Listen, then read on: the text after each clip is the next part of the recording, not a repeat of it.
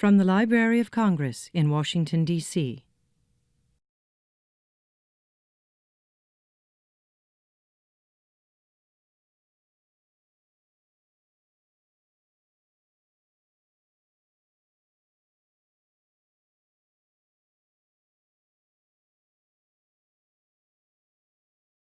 Good afternoon.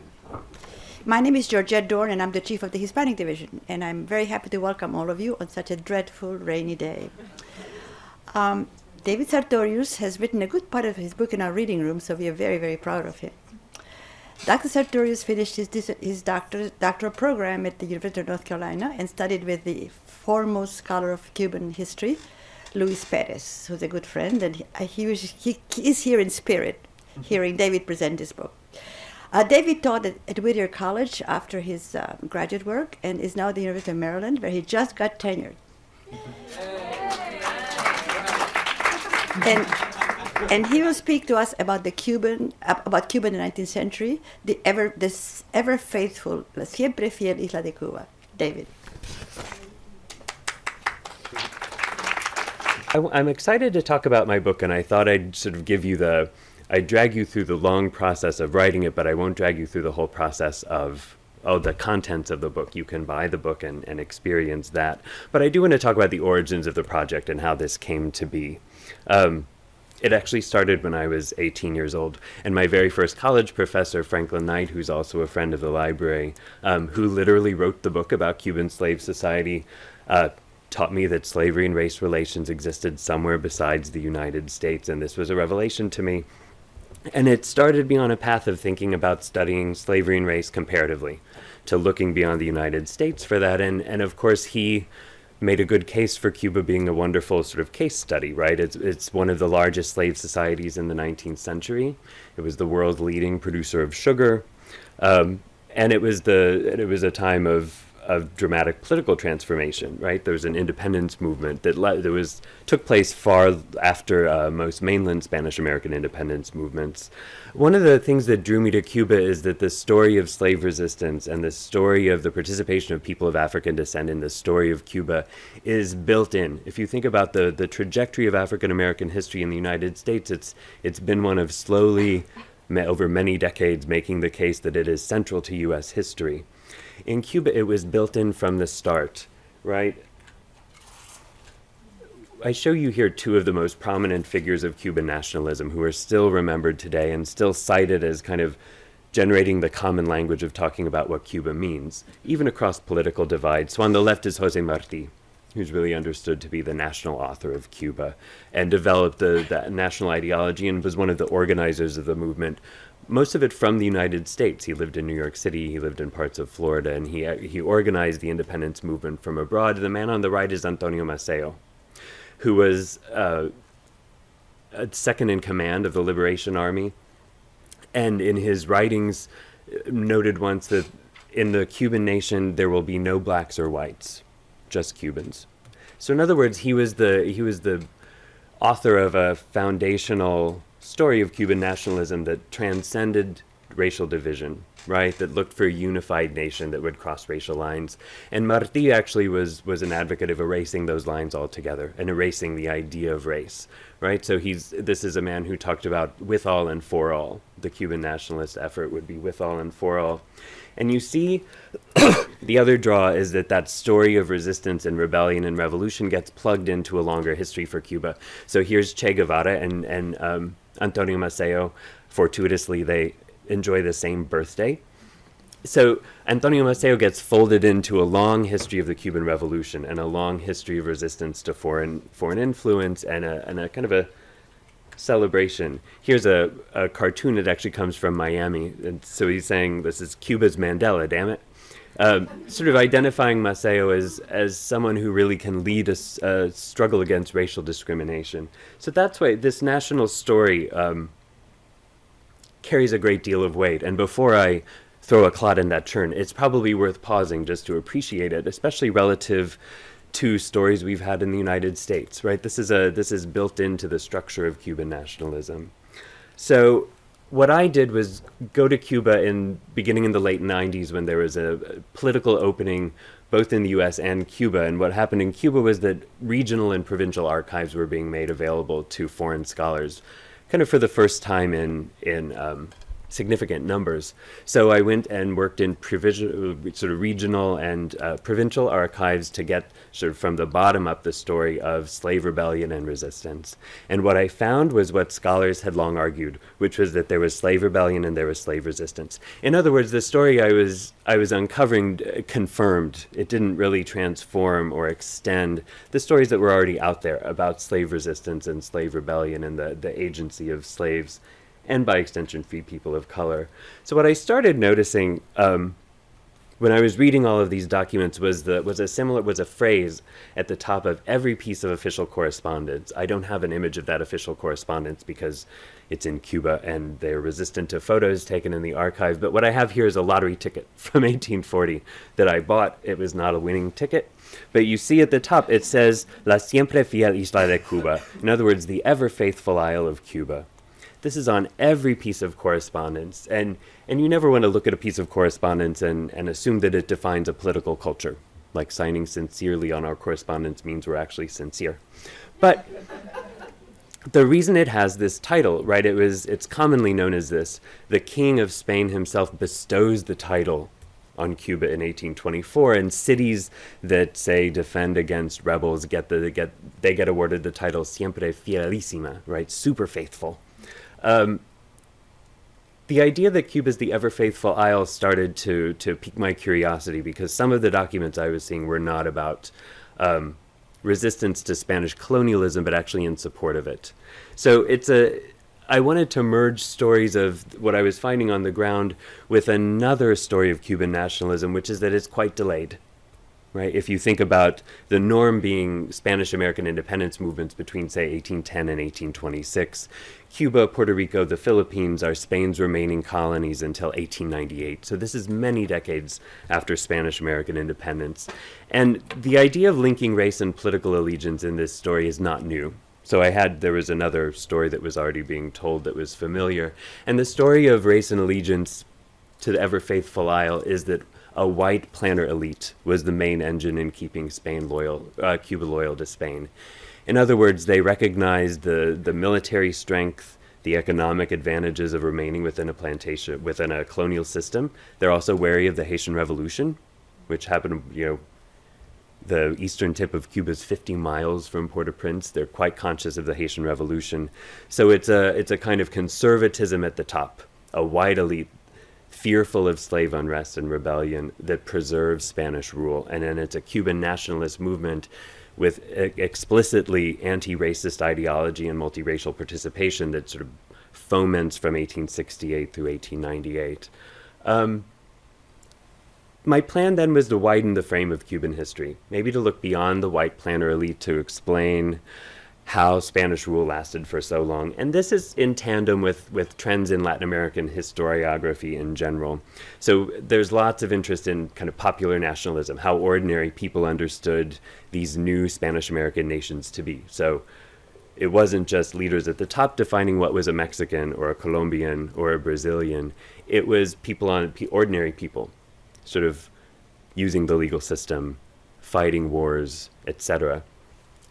So I started thinking about what a popular history of pro-Spanish sentiment might be. And of course, that story of white planters leads to the Captain General's palace. The Captain General is the highest Spanish official on the island of Cuba.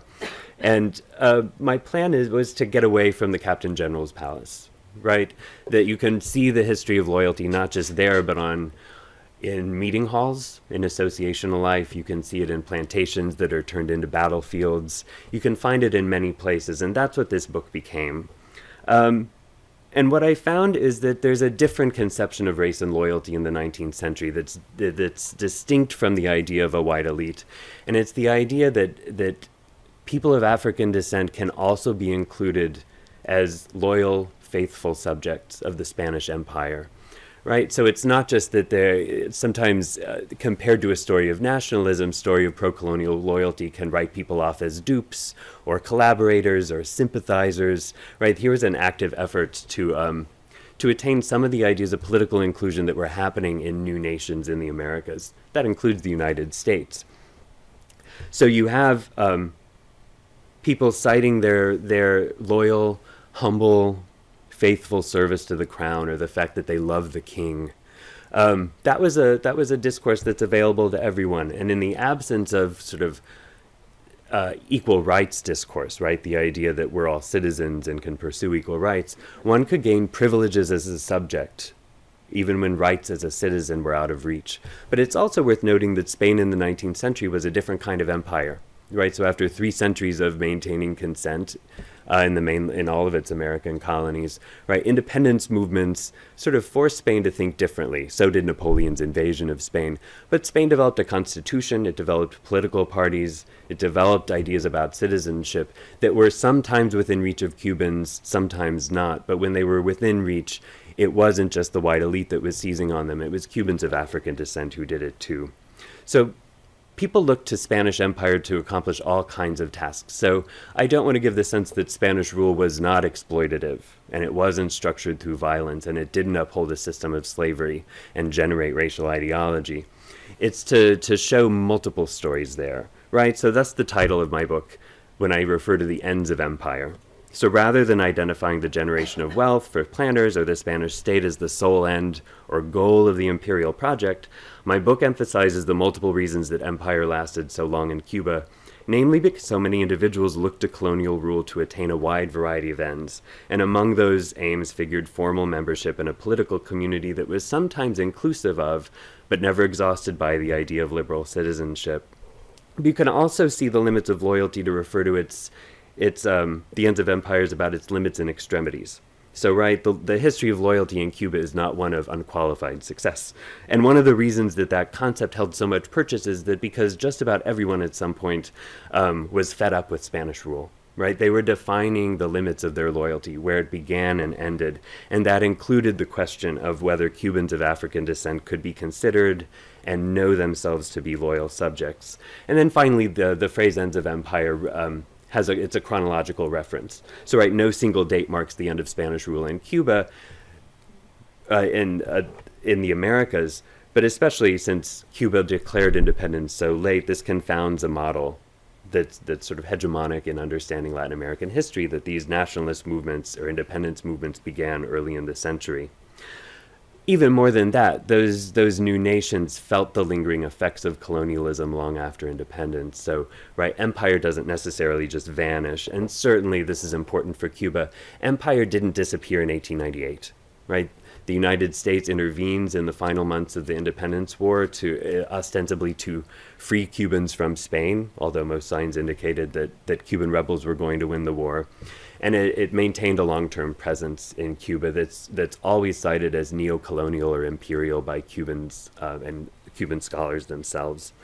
And one of the ways this idea of loyalty gets congealed is around the figure of the loyal slave.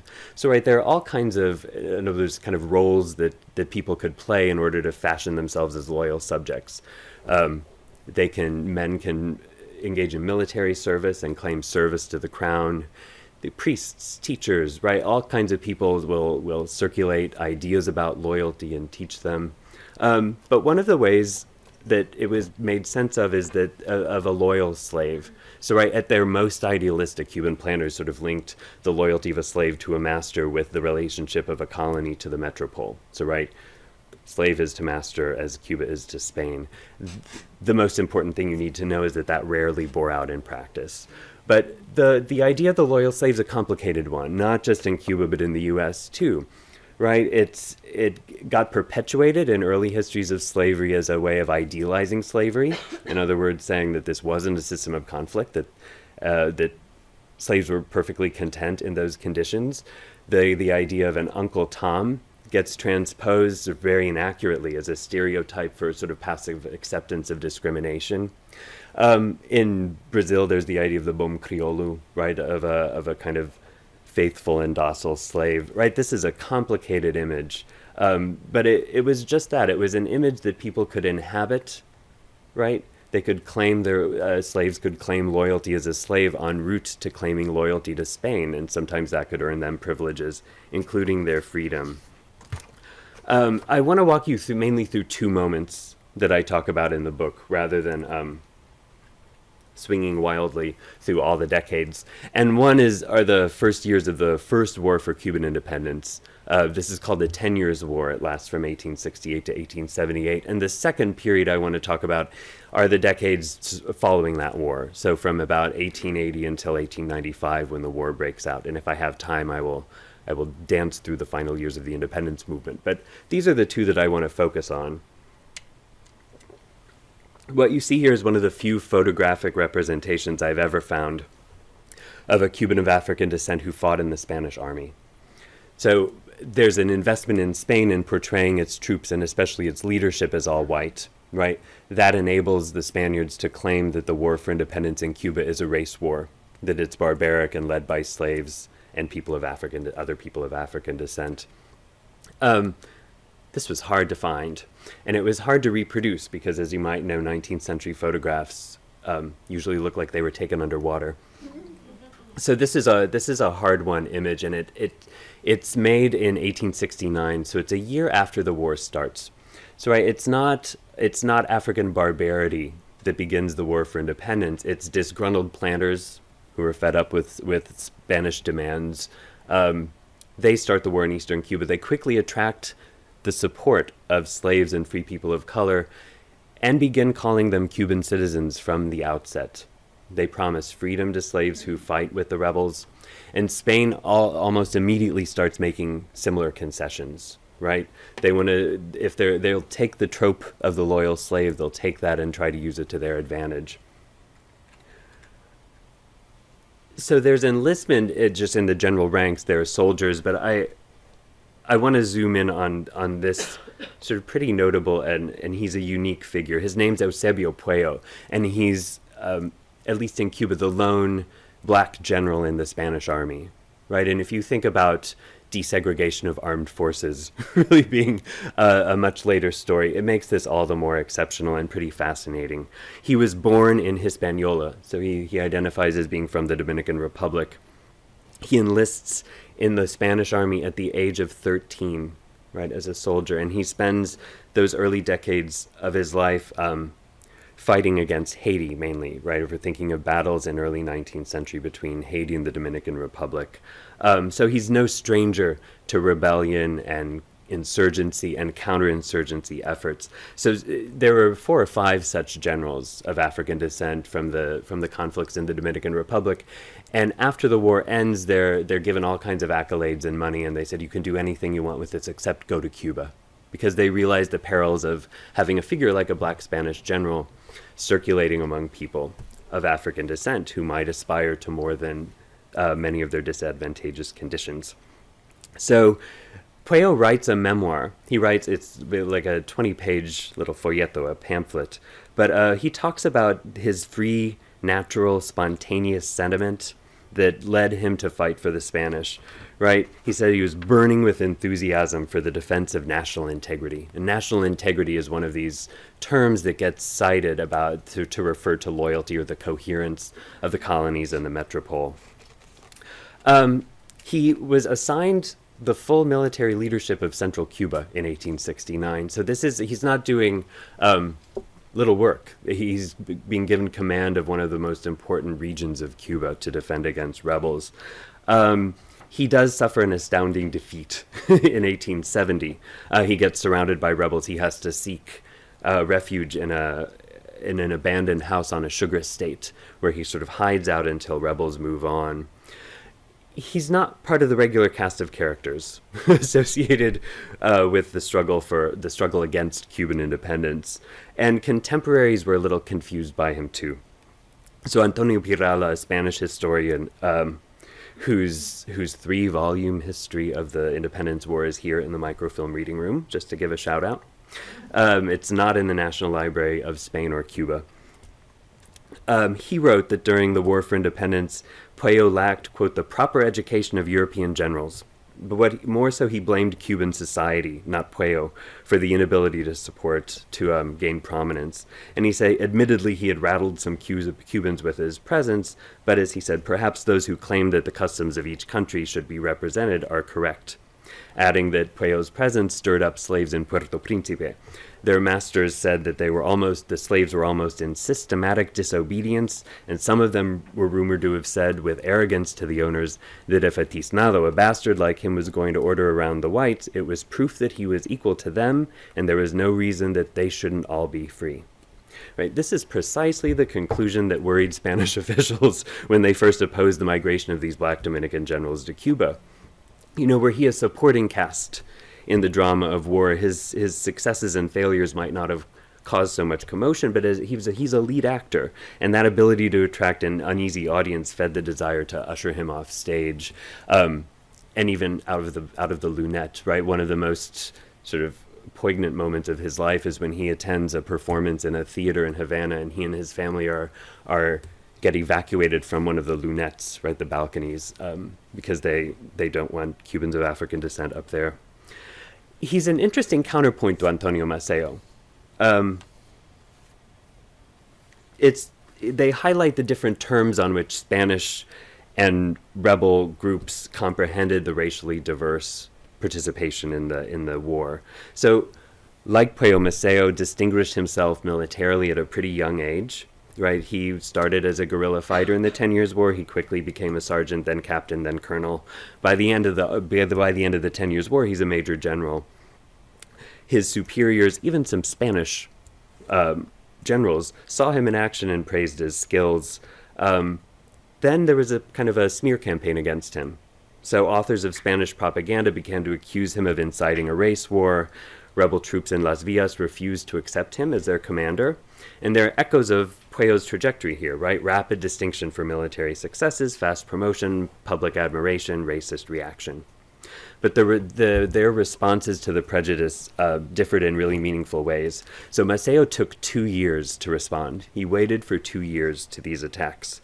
And then he accused his brother rebel critics of forgetting Republican principles and the idea that a nation does not recognize hierarchies, right?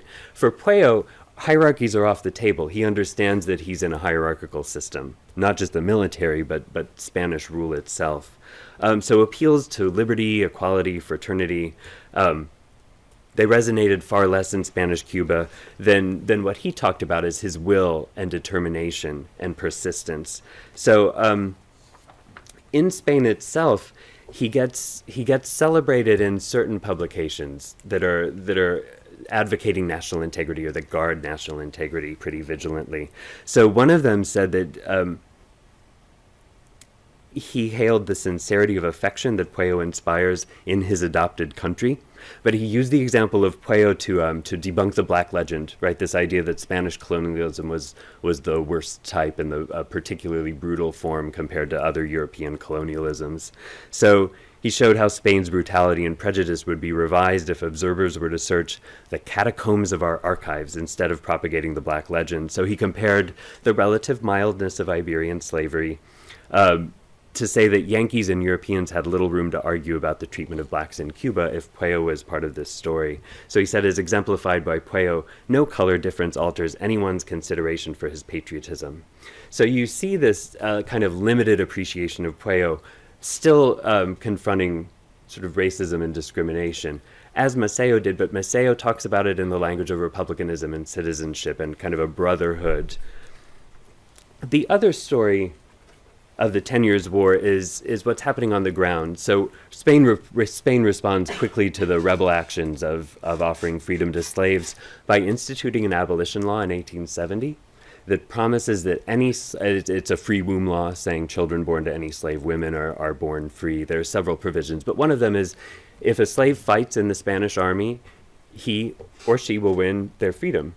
And this is an image that was actually at the Library of Congress. I had to search high and low for the other image, but this one is in the print and photograph reading room. That's what it's. Yes, we don't know if the Cubans of African descent in these photos are slave or free, but I use this to show sort of on the ground, sort of ordinary soldiers had something to benefit from military participation too. And what would happen is that the interrogations for these slave soldiers, they happened in the field, right? They happened after a battle took place, and they happen in shaky handwriting by Spanish officials, and they're interrogating slaves to ask why they were loyal to Spain. And you get in these interrogations these conflicting definitions of loyalty. So they ask a slave why you decided to participate, and he said, I'm hungry. Right? The estate was burned to the ground. I have no home. I have no work. I joined the army for food. He didn't get his freedom, even if he had served quite valiantly. There had to be some sort of evidence of willful loyalty to Spain. So they'll ask slaves what their patria is, right, what their homeland is, and some will go ahead and say, my patria is Africa, right? Some of them say their patria is Cuba, but that they love the Spanish king, and some of them, when they're asked what their patria is, they say, my patria is Spain, and they're the ones who get their freedom handily. What's also interesting is that there's a handful of slave women who fought in the Spanish army, and some of them played pretty pivotal roles in identifying pockets of insurgents, engaging in battle. They also served auxiliary roles as cooks, nurses, etc. It was only the cooks and nurses that got their freedom. In other words, it was some violation of gender norms for a woman to engage in combat.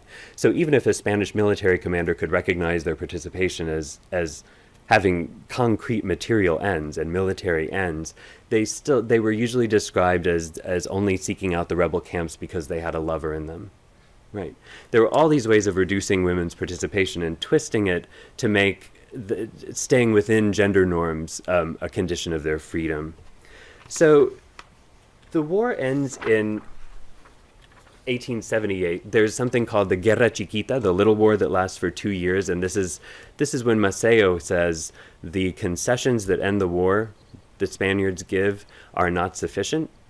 Right? There's racism that persists. Right? It's really a turning point in the independence movement, because he really makes the rebels make good on their promise of ending racism and ending slavery.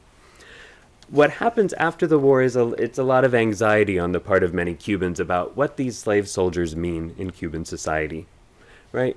There's a well-known, he's a costumbrista painter named Victor Patricio Landaluz. And he does a series of paintings about street life in Havana in the 1880s. This one's called El Soldado y la Mulata, the soldier and the mulata. And it's the smoke, the image of the mulata with a cigar is routinely associated with sort of the mala vida, right? The kind of underworld of thievery and gambling and vagrancy and general misbehavior, to which Cubans of African descent are often identified. So one of the senses here is, no matter his loyalty and bravery, that the Cuban of African descent who's loyal to Spain is still susceptible to going off rails, right? That he could still become a degenerate part of Cuban society. There are also anxieties about what the proximity of Cubans of African descent to Spanish society or to the privileges of being a colonial subject might evince, right? There's a feminization of loyalty sometimes. So, right, if you take the image of the docile, loyal slave, also often sometimes a household servant sort of wrapped into the intimacy of a household, there are all kinds of ideas that, right, when no one's looking, right, he's making an inappropriate gesture towards including himself. So this is Victor Patricio Landaluz is generally paranoid. But he also paints these scenes of what I think in U.S. historiography might be called black respectability. Right? It's the idea that Cubans of African descent are trying to live up to Spanish ideals, not to overturn them or challenge them. And he shows this is called preparing for the party. And it's a nice index for me of what associational life was like. So what ends the war is a series of Spanish concessions to Cubans, and one of them is that they authorize political parties, they allow free press, and they allow free association. And Cubans of African descent take advantage of this in droves. They quickly form newspapers, they quickly form associations, they with great difficulty participate in the two sanctioned political parties. That's less of a success story. But it's the idea that you could be an association like any other and manifest your loyalty to Spain and demonstrate the ideals of a respectable member of Spanish society that could gain inclusion. At this point, there's also a constitution. And so sometimes the idea is that it's this civil behavior and this respectability that should be a guarantee of citizenship. And by far the leading exponent of this, if you haven't picked up so far, much of the research I did was kind of on the ground, and I had to project what was going on. I don't have that many examples of Cubans of African descent who are writing large tracts, right? Pueyo's really the outlier. But there's another man in the 1880s who's kind of the leading exponent of the role of Cubans of African descent in the Spanish colonial project, and his name is Rodolfo de Lagardère. So right after the war, some of these associations that spring up are, they're called casinos españoles, or Spanish clubs. They are racially exclusive. So Lagardère starts the Casino Español de la Clase de Color, right? He starts a Spanish club for the colored class. And he gets into trouble at first, and then he gets the full support of the Spanish government, including they also give him resources. But we have the transcript of a speech he gave when the club opened in 1881, and it lays out why he thinks loyalty to Spain is the best route forward for Cubans of African descent, and most of it's historical. He says, "Our history is the history of loyalty." Right? And he cites this lengthy tradition in Spanish colonialism of free men of African descent joining militias, right, and supporting Spain militarily. Territorial integrity is defended. He talks about Cubans of African descent being good Christians, attaining education through religious institutions, all the kind of markers of status in Spanish society to which Cubans of African descent had long enjoyed. So he told the audience, "Indulge my early age, my African origin, to defend the freedoms and interests of my poor race, at last on the eve of being declared free and citizens of these Spanish provinces." And instead of sort of a fratricidal war, as he called it, he said his race wanted a more complete union with white Cubans, the Spaniards, that entailed equality and cooperation as fellow citizens.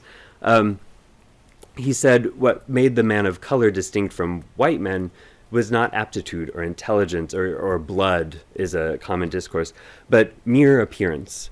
He said the accident of color, but otherwise there are no differences. This is flying in the face of kind of early anthropology and science that was marking black bodies much more specifically than this. And for him to say it's an accident, right, really challenges those anthropologists who are developing pseudoscientific ideas about race. And he says anthropology actually had offered the scientific dogma that blood and the humors, like bile, of the black were just simply richer in carbon than that of the white. So he said Christianity established the holy dogma of equality, and Spain should live up to that. He drew from his eminently religious, eminently Christian education to fulfill the greatest obligations that freedom imposes. So he's an advocate of a quick emancipation. So gradual emancipation is still going on. Final emancipation happens in 1886. And he's advocating for both schools for children of African descent, adults of African descent, and desegregated schools, basically. So city councils are bickering with each other throughout the 1880s of whether schools could be open to anyone, if public schools could be.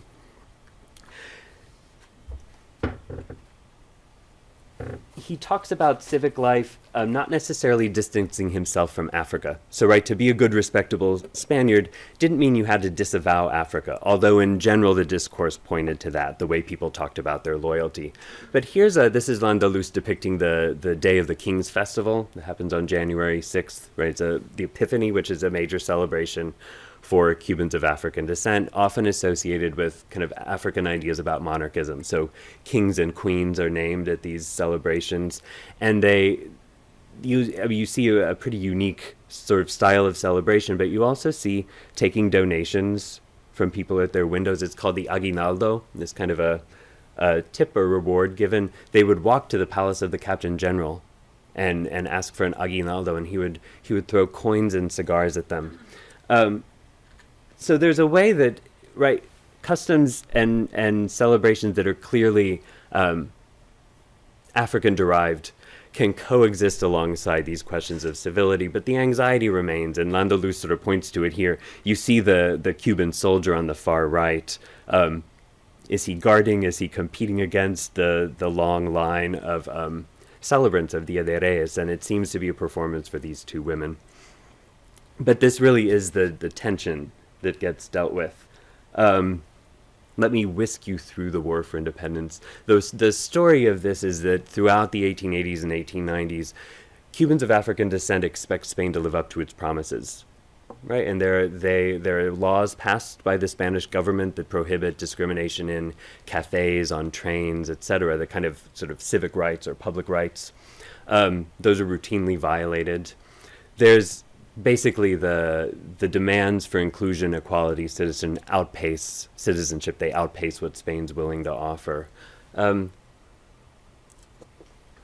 And one of the most telling statements you get is there's an umbrella organization for all black associations in the 1890s, and its leader, Juan Gualberto Gomez, publishes a newspaper and sort of points out issues of discrimination, right? There are multiple articles saying, this club was not allowed to fly the Spanish flag because it was deemed by the police that they didn't deserve it. And he'll say, here's a violation of Spain's promises. He talks about a member of a black association being shut out from a Liberal Party meeting. And he says, I'm trying to remember the phrase, he said, this is what our most humble citizens have long petitioned for.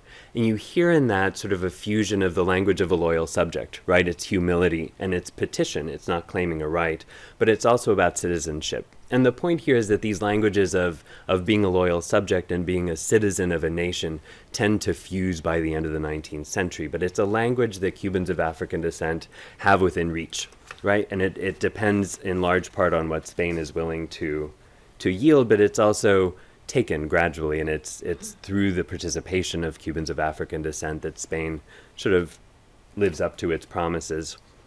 The final War for Independence breaks out in 1895. There's far less popular support for Spain at this point. It's kind of much diminished. The leading Spanish general, Valeriano Weyler, institutes a policy he calls reconcentration, which takes Cubans from areas of potential unrest and he puts them in camps. About 100,000 people die. It's about 10% of Cuba's population. This does not do good things for popular support for the Spanish Empire, and so by the end of the war, the support is really diminished. What Weyler does, though, is he has a black escort with him. So he has a team of black bodyguards, and this confuses lots of contemporaries and lots of scholars. But Weyler, back in the 10 Years' War, right when he was 30 years old, is one of the leading advocates of bringing in black soldiers into the war effort in Spain, and he recruits a number of black soldiers, and you can see it as a continuation of a long Spanish tradition in doing this. But what happens is that by branding him ruthless and barbaric and uncivilized, the U.S. starts portraying Weyler in the same way that Spaniards portray Cubans of African descent. So, right, this was from the Philadelphia Inquirer in 1898. So this is at a time when your standard political cartoon represents people of African descent as animals, right? It represents Cubans as animals or women or children, right? They try to naturalize subordination or represent it as such. So here is, it says champion windbag for bluff, right? There are all kinds of labels to show that he's barbaric and needing to be contained. What's important is that he's contained, right? It's the idea that it's the U.S. that can contain this barbarity and bring Cuba to its full potential as a nation, albeit a nation under the watchful eyes of the United States. So they don't only contain Weyler, they contain his personal executioner. So his name was probably Valentin, but it gets translated to Valentine. This is a stereograph. There's a similar stereograph also in prints and photographs, but my press found the resolution too dull to publish in the book, so I can only show it to you here. This was a guy who traveled from Cuba to the United States to be part of the Greater America Exposition in Omaha, Nebraska in 1899. So right, it's akin to a World's Fair. The Greater America Exposition shows what the liberated Cuba can do and what the horrors of the past in Cuba are put behind them. So that was purportedly the chair on which he tortured and executed criminals, right? People who Weyler told him to put to death. But the fact that people could buy these stereotypes at the exposition and take them home to their parlors and view it. It sort of suggests this containment, right, of what they see as the uncivilized customs of Spain. So he becomes part of this revisioning of Spain by the United States as the uncivilized presence, to which Afro-Cubans who had seen loyal subjectivity as something noble to aspire to, as a negative. So just to wrap up, I want to say that kind of the project of expanding the cast of actors, right, in the story of Cuban loyalty to Spain has its limits, right? Because you would hope that with the expansion of people, you would see an expansion of roles. But what I tend to argue in the book is that there's a condensing of role into the figure of the loyal subject, right? It gains so much currency that it sort of takes on a life of its own, such that even though in the Cuban Republic, the idea of loyalty to Spain doesn't have much political purchase, right?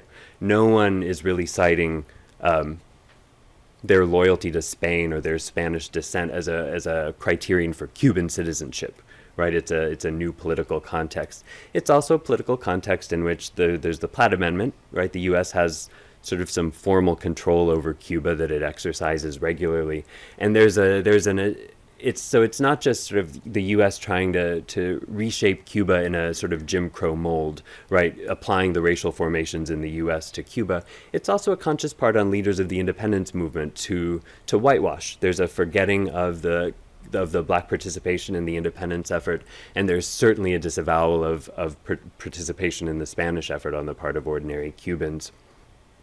But the idea of being a loyal subject continues. And, if you think about it, it's a contrast to citizenship. So, right, limited Cuban sovereignty and citizenship means that there have to be more strategies than citing equality, citizenship, and rights. So you see vestiges, barely recognizable vestiges of loyal subjectivity practiced, sort of surrogated is one term for it, in the Cuban Republic. So still, it's military participation and civic participation that is cited regularly by Cubans of African descent to attain rights as Cuban citizens. But they're using the tools of loyal subjectivity to claim inclusion in a different climate when citizenship and the promises of citizenship are regularly limited. So you have veterans of color demanding their pensions, citing their loyalty, citing their military service. You have men and women citing their civic virtue and their commitment to education and associational life as their qualification for citizenship. So I guess to wrap up, I just want to suggest that the ends of empire are so varied, right? There are so many ends of empire that it should force us to rethink why empire persists. And for those of us who see empire also as a product of the United States persisting, especially in Latin America throughout the 20th century and into the 21st, right? It's something important to think about. Often the forces of state and capital that give empire its strength and meaning appear unstoppable, if not because of deeply entrenched inequalities that concentrate power in the few, then because those forces appear to transcend human agency altogether. Right? They chug along and absorb resources and eclipse viable alternative visions, but there are examples of people at all levels of power mounting challenges to empire throughout Cuban history, African diaspora history, and Latin American history. So if the agency of those individuals has been a motor of anti-imperialism, we need to acknowledge and account for its obverse, right? The actions of people who strengthened imperial formations through their active consent, willful participation, and benign neglect. So, right, my book it's intended as a contribution to the intellectual project of making sense of that power. It's not a celebration of it, nor should the endurance of the empire make the past seem unchangeable or make the fight against racism seem futile. Right? Proponents of that view might consider approaches to the history of racial ideology among scholars that say that emphasizing the persistence of race and racism, it kind of obscures the historically contingent ways that individuals have reproduced and reshaped it to suit changing worlds. And that really is the story. So within the Spanish Empire, which is often seen as a kind of a timeless and unchanging commitment to racial discrimination and the exclusion of its subjects of African descent, you see a much different story So it might explain why race remains as crucially linked to imperial formations as much as national formations. Hopefully it strikes a better balance between persistence and change, right? So Cubans in the 19th century, as citizens and subjects, slave and free, came to diverse answers to those questions, but most of them expressed their political ideas through vocabularies of race and loyalty, aware of the possibilities for change that they contained, right? 1898 didn't mark the end of imperialism, nor did it mark the end of racism. In other words, we shouldn't see radical change with the shift to a nation state. But the continuities of discrimination contain within them constantly changing ideological frames, with mutating practices of subordination as well as novel tactics for contesting them. Thanks. Judith, do you want to? So how much time is there for questions? We have about 10 minutes. Marvelous. Hi. Hi. I also know Frank from Nine. Started your friend of mine. I'm curious about whether or not your book covers at all about the indentured servants who were brought from China. Mm. And as that as also race and slave service. Yeah, one of the goals of the book is to, I mean, the main focus is on Cubans of African descent, but it is important to acknowledge a much greater diversity, in the same way that talking about race in the United States can often get tracked into a black-white binary. There are multiple stories to tell. One of the stories is about two remaining indigenous pueblos, sort of Indian pueblos in Cuba by the 19th century, and the way that they became Spanish, right? The Spanish Constitution in 1812 says indigenous men are all citizens. It excludes people of African descent, and these two communities sort of deal with what it means to become Spanish. The Yucatec Maya workers, there's very little record of in the kind of sources I was looking at. But for the Chinese laborers, there's quite a bit. In the middle of the 10 Years' War, there's a commission sent from China to investigate what they keep hearing about are labor abuses. So, right, this is contract labor, but they're rice paper contracts that get sent with them. So they get destroyed very easily. They get hidden, burned, etc. So the ability for Chinese to say my period of indenture is over is pretty limited because a paper trail is difficult. So the Chinese government sends a commission and they interview something like 1,500 Chinese, and their report gets translated into English because there's sort of still a British interest in abolition and sort of transitioning to free labor. And the Chinese Cubans can often be seen as unassimilable. And you hear some of the same stories being told by Chinese about an affinity for Spain, the idea that with persistence they will persuade Spain to live up to its bargains with the contracts. But they also invoke the language of loyalty. They said, all I've ever known was obedience. So when my master joined the Spanish army, I had to join them. Or they'll say, all I've ever known is obedience. So when my master became a rebel, I knew that I needed to stay loyal to Spain, and I fought. So you see some of the same language of loyal subjectivity in that it's just fortuitous that commission arrives right during the war because it gets to see Chinese soldiers in action.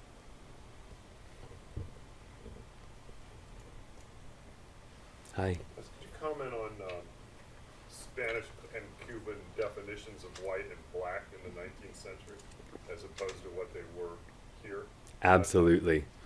Yeah. I mean, I think one of a great unexplored topic for Latin American history is the meaning of whiteness, right? Because there's no easy link between being white and being Spaniard in the 19th century, especially as you have constitutional protections and citizenship expanded to all inhabitants of the colonies. So, right, the desperate act after the Napoleonic invasion and the outbreak of independence movements is that Spain develops this constitution that says men, except for those of African descent, can be citizens, but everyone residing in Spanish territory gets to be called a Spaniard. So the idea that people of Spanish descent, or what we would understand to be white Spaniards, get to maintain stranglehold on Spanishness sort of dissolves, but often they do still get equated. With all the fears of racial unrest, there are all kinds of white immigration schemes developed by Spain. So one of the first instances to kind of real whiteness instead of Spanishness is the Comisión Blanca. It's a white commission that designs all of these immigration projects. And they define being Spaniard as being white until no Spaniards want to migrate. Right? They're getting very few Spanish volunteers to start these new colonies. So they open it up to any Catholic in Europe. So then French people get to go, or Italian, and then not enough of them go. So they this is the real breaker for them. They open it up to Protestants. And then, so then you have British settlers. So it's this expanding and shifting definition. And, you know, among Cubans of African descent, remember, we can make distinctions between those of mixed ancestry. And Rodolfo de Lagardère is of mixed ancestry to the extent that he gets mocked by other black leaders in the time who were overwhelmingly supportive of Cuban independence, and they said it's because he's mixed that he's loyal to Spain. This is kind of a persistent assumption that it has to be Spanish descent that guarantees political allegiance, but maybe they make up this biography. It sounds farcical, but the elements of the story are telling. They say that his father was a slave trader, so not just any old white European, but a slave trader, and that his mother was the daughter of, she was a princess, she was the daughter of an African king who sold her to the slave trader to have a better to have more beneficial trade relations. So, right, you know, who knows about the real biography, but the way that story gets told is indicative of what they think of him. So yeah, there's a way we need to disaggregate blackness, but also sort of think of whiteness as it's a work in progress. Thank you. Do you know there was something similar or equivalent to the pinturas de castas in Mexico?